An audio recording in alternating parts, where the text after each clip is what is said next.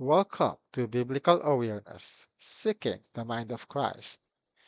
Right now, we will be talking about First Kings, chapter 19, verses 1 to 21. The Divine Kingdom, the reality of God's people under despair. All right, now, as we take this through, join us as we take it further for this matter. All right. First, I pray that we discern the reality of life through this narrative, through this lesson, and we respond to it accordingly. And I also pray that we empathize because everyone, Christian or not, Filipino or not, foreign or Filipino, be it as a human, we suffer and we encounter mental health issues. And we will see a character that is like that today. As we get along, join me on our scripture reading, which is First Kings chapter 19, verse 14. He said, I have been very jealous for the Lord, the God of hosts, for the people of Israel have forsaken your covenant, thrown down your altars, and killed your prophets with the sword. And I, even I, only am left, and they seek my life to take it away. Let's praise the Lord, our God, for the reading of His Word. Now, this video is actually designed for fellow Filipinos of mine, but we actually welcome the global community.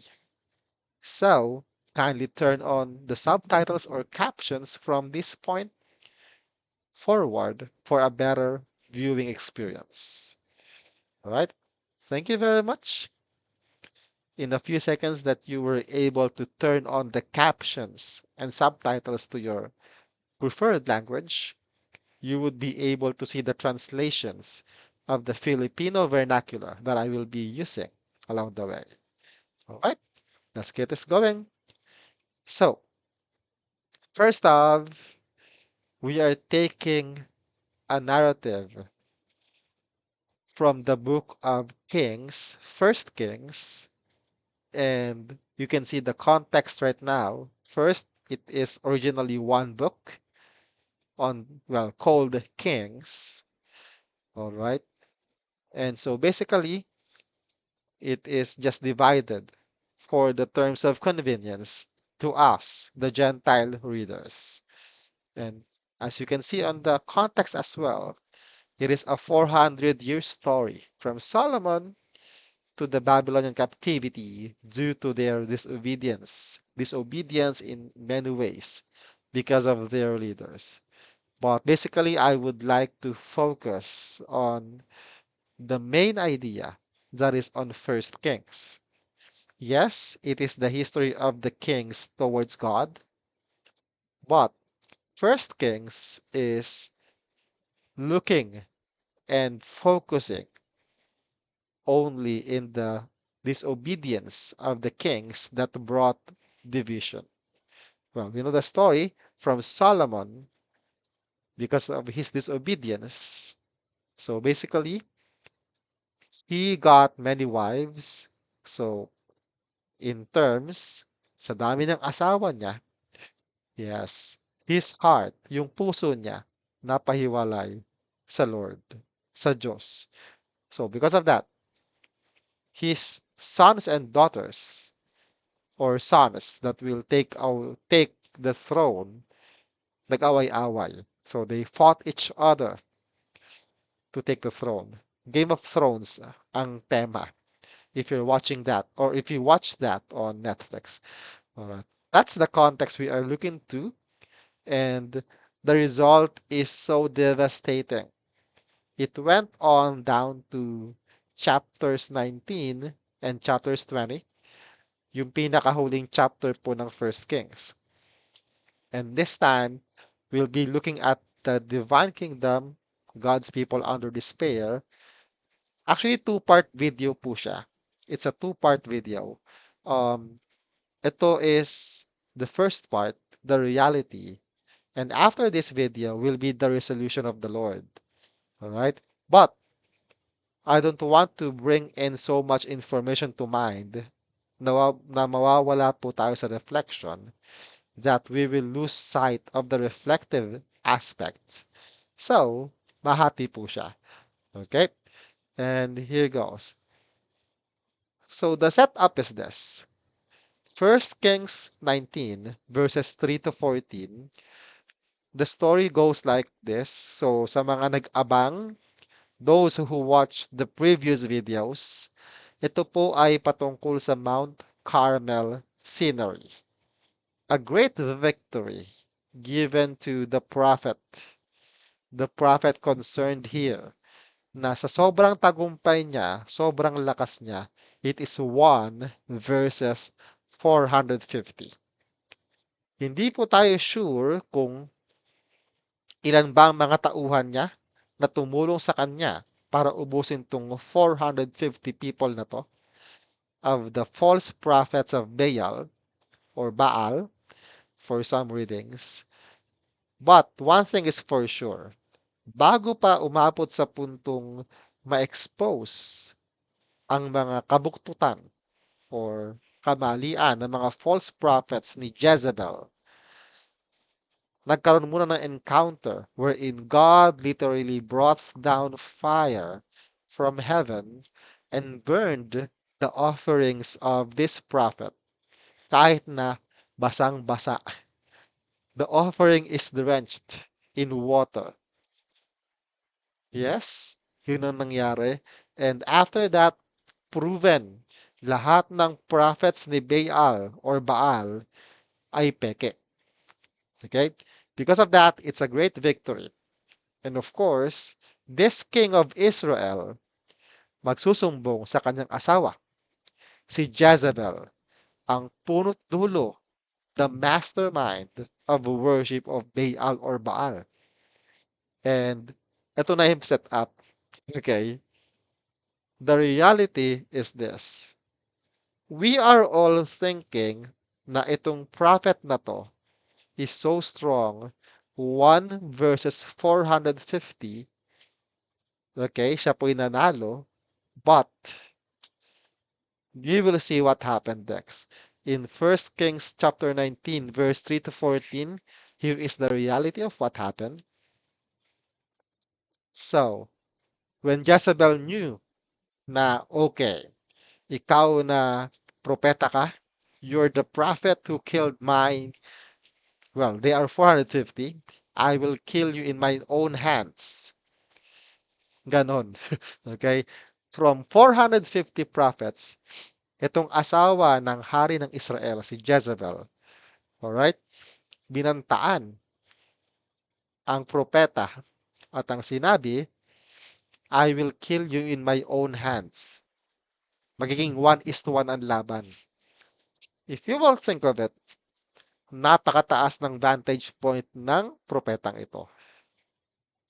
Alright? If he was able to defeat 450 people, how much more a person, especially babae? Alright? But then, we will read something here. 1 Kings 19 verse 3. He felt fear. Then he was afraid and he arose and ran for his life. Oh no. Ang tapang-tapang mo sa marami. In just one voice of a woman. Tumakbo. Wow naman. Alright. Yan yung nangyari sa prophet. Okay? And came to Beersheba, which belongs to Judah, and left his servant there. So may kasama siya. As a prophet like him will always have a companion, an apprentice, a disciple. Kumbaga sa New Testament, disciple ang tawag. And lagi niya itong kasama. But this time, dahil sa takot, pinag pinaiwan, okay? Pinaiwan sa kung saan itong servant, okay? So, sa sobrang takot niya, takbo siya para sa buhay niya. Ang first reality that we will see is there is fear. Hindi ko po alam kung anong dahilan, okay? Probably pagod, stressed, irritable. I don't know. But from a person able to take down 450 men, tapos isang bulong ng babae, takbo. Wow naman, oh. Where is your power, dude? So, it goes like that. All right?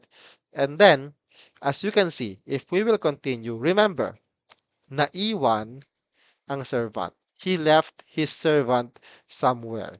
So, notice here, but he himself, siya lang po mag-isa, went a day's journey into the wilderness and came and sat down under a broom tree. So, nagmuni-muni, nagmukmok. Alright? Nagmukmok ang ating propeta, ang lakas-lakas. Probably hearing God from time to time. If you will compare him to a Christian today, malamang araw-araw ang devotion nito. Hindi na siguro araw-araw, oras-oras pa. May kasamang worship song, pakanta-kanta. But then, for whatever reason, nanggaling po siya sa tagumpay na hindi makakaya ng tao lang. Gusto niya magsolo, leave me alone. Okay? Yan yung naging setup. He himself went a day's journey. Leave me alone. I want to search myself. Para bang nawala ang kanya sarili. And here, the same time, other than isolation, he's got remorse. Remorse. When I say remorse, para bang regret. Okay? Pinagisihan pa niya yung mga bagay na supposed to be hindi niya dapat pagisihan. Alright, so he asked that he might die. Oh my. Akala ko ba kapag um, full charge ng Word of God, lagi nakakausap si Lord, matibay. Eh, ba't ganito? Here comes this prophet asking, Lord, take my life that I may die. Wow. Where is that power that he is able to show? He was able to show at Mount Carmel. Parang biglang naubos, biglang tumagas. Yan yung setup po for this one. And for our foreign friends listening to this, yes, once again, if you want to hear me or read what I'm saying in English, you can turn on the captions in case you're just hearing me in the middle. All right. But then we are at the part where this prophet is isolated and remorsing. Nagmumukmok. Well, in our words, in our Filipino terms. All right. And at the same time, if you will notice, if you are reading the Bible, kung kayo nagbabasa ng Bible nung mga unang section, bago dumating ng 1 Kings 19, before 1 Kings 19, this prophet is saying always the men or making mention of the Lord. Lagi. Alright? This time, sa 1 Kings 19 verse 10, he said, I have been very jealous for the Lord, the God of hosts, for the people of Israel, sabay turo, blaming, have forsaken your covenant, which is somehow true. True, yan. Thrown down your altars and killed your prophets with the sword. And I, even I only, am left, and they seek my life to take it away. Sa sobrang takot niya, na wala yung tone of humility and naging tone of survival. Alright? From the tone of humility, it became a tone of survival. Okay. So, if we will look at it this way, here are the four things that happened in the life of this prophet. All right. This prophet experienced fire, literally. Have you noticed that? Okay. So sometimes tayo ay nagmumula sa posisyon ng tagumpay. We are starting from the point of victory that we are forgetting a few things. And sometimes tayo pinapapagod and itong apoy na to, this fire, from the fire of victory, madalas kinakain tayo niyan. That for whatever reason, dahil sa pagod, dahil sa hirap ng pinagdaanan, yes, nagtagumpay. But since we are humans, we have finite capacity. Sometimes we cannot handle those, let's say, pressures that come with victory, and we do these things. We have the fear, or we let the fear come in. Tayo po'y natatakot sa mga pwede mangyari o sa nangyari na. We do isolation na feeling natin. Well, in the Philippines, for my foreign friends listening right now, um, isolation. This is coming from the Spanish ideology that we Filipinos sometimes have the idea of machismo, meaning we should look strong, we should look perfect, we should not be seen with weakness. Yan. That is one of our somehow both strength and weakness. So, ang mga Pilipino, ganyan mag-isip madalas. Lalo pagka breadwinner ka, ikaw yung tatay, ikaw yung leader, ikaw yung minister, ikaw yung pastor. Yes, those things. But here's the problem. If you go for isolation, it may lead to remorse. Yung feeling na pagod ka na. You're so tired that even a single good thing, hindi mo na mapapansin. Yung mga bagay na sobrang liit, na mabuting nangyari, hindi mo na makita. You are so blinded that you are just complaining over and over again. And I'll clarify. I'm not telling that it's only me or it's only them. It's for all of us. All right? And of course, we are tempted to go to the cry of exclusivity. Similar to isolation, but this time, when we say exclusivity, you want to cater to yourself everything. The I phrase. I am, I will, I have been. All right? That is one of the examples of the set of things that happens when we are coming from a bridge of a Mount Carmel experience. Now, let's reflect a bit for this. This is just a short video for all of us. All right. Um, Based on the part of the section that we have seen, can you recall what are your recent victories? All right.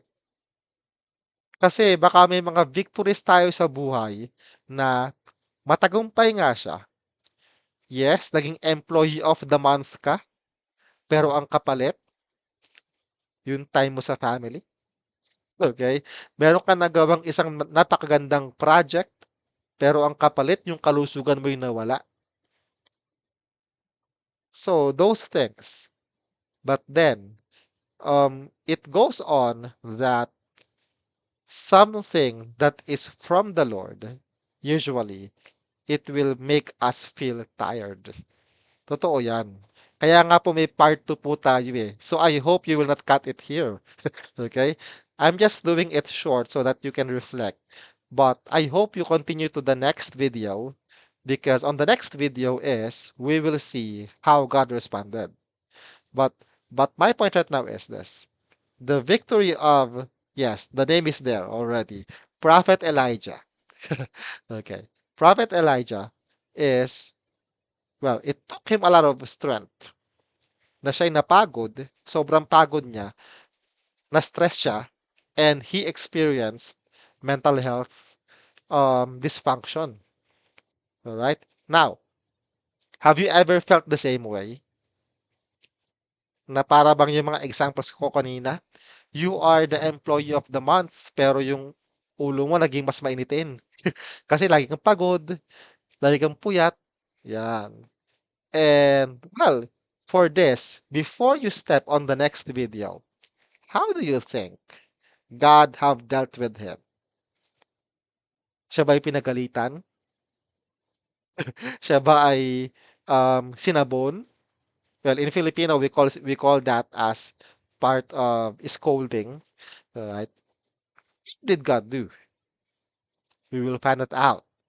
Alright? But apparently, I pray that this message has blessed us with discernment of life itself and our empathy of other people. Why? It's my prayer, as I was saying earlier, that after this message, ma-realize natin that we are not alone. That's number one. That life will not be easy. There are things that matters most. And also at the same time, we have the empathy na kapag tayo may nakitang down, depressed, hindi tayo yung kauna-unahang huhusga. Okay? Supposed to be, tayo ang kauna-unahang tutulong para umintindi sa sitwasyon nila. Why? Because it's a hard scenario. All right? So, with that said, don't cut the video here. There will be the next video about God's resolution to the kind of scenario that Elijah was into, but I believe that I will see you there. All right? So, thank you everyone. God bless. And connect to your lifeline by liking, commenting, and sharing. And of course, subscribe. All right? So, have a great day, and you may take the days of this one. So, see ya. Signing off.